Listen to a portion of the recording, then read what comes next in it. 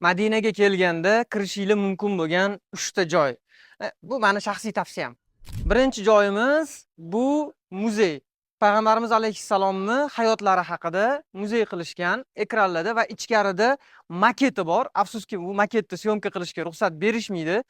Bu binoga kirish uchun 307-darvozani oldiga kelganinglarda mana bu katta banner kutib oladi sizlarni. Chap qo'lga kirganinglarda shunda o'sha muzeyga kirishinglar mumkin. Kirish 40 real. Qirish bo'lib qolibdi. Ikkinchi joyimiz bu 18-darvozani oldida joylashgan. Bu yerda Qur'on kitobini sizlarga tekinga berishadi.